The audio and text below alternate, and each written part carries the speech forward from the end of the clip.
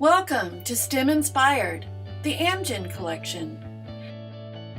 Today's special guest is Hannah Catterall. She is in discovery research and does molecule assessment. Listen and be inspired.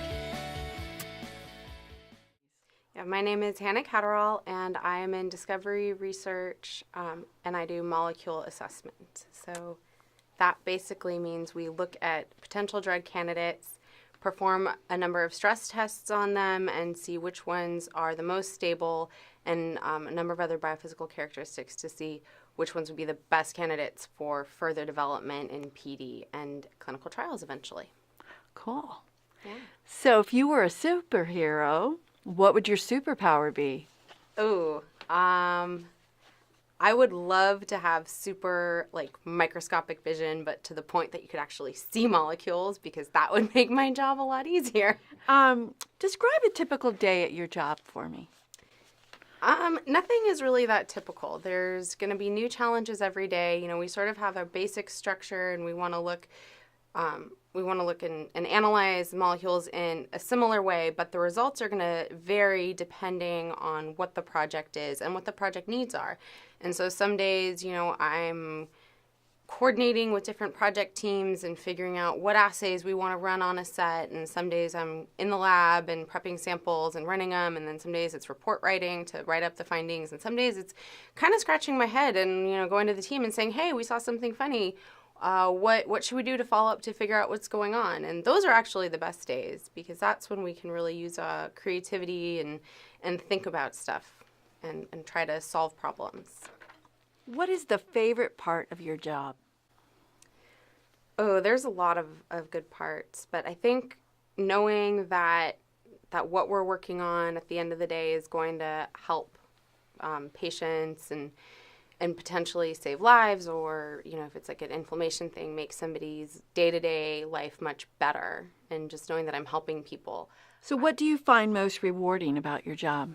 Knowing that we actually are making a difference to people, and just, seeing friends and family that get sick, and it's just like, oh, I wish there was a better cure for that. Knowing that we're constantly trying to improve and create better outcomes for illnesses.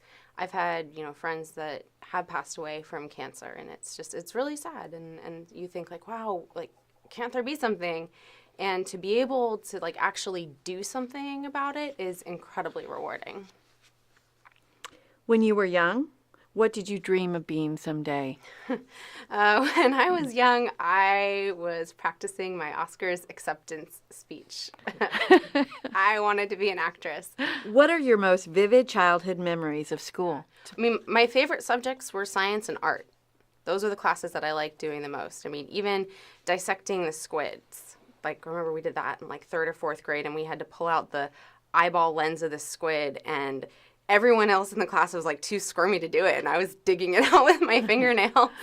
And other people were like, oh, Hannah, can you get mine out? Because you had to tape it on the piece of paper. And I was like, sure, no problem.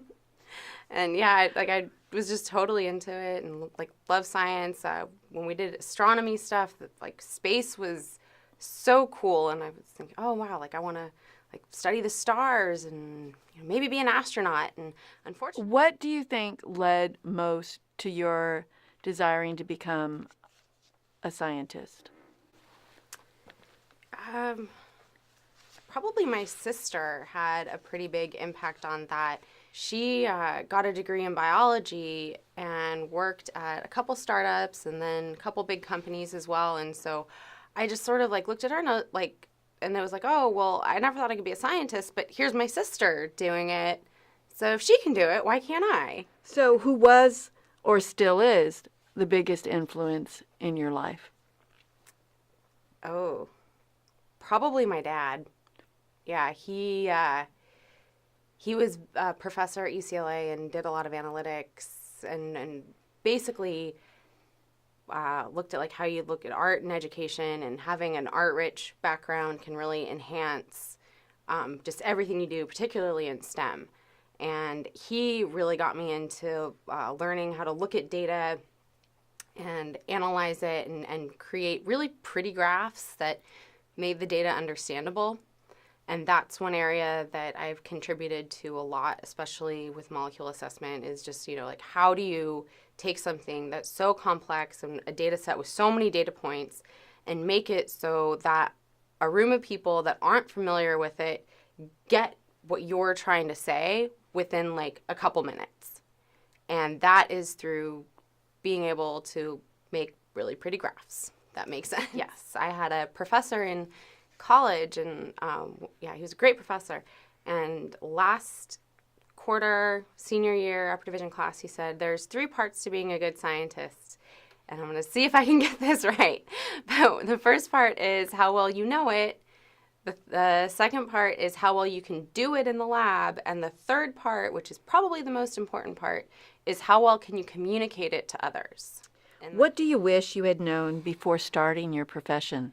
you're always going to face challenges with any profession, and women in technical roles, there's always those challenges there. I think there's a lot more progression for women in science now than there was even like 10 years ago. And so it's getting much better. I think it's good to learn about the challenges when you're doing something, and don't let the fear of what might happen make you not want to do something. So what advice, then, would you give students who think they want to enter a STEM profession? Do it. Go for it. Just try really as hard as you can, and you'll be amazed what you can accomplish if you just try and show up. Have you personally experienced barriers, either real or perceived, in your STEM career?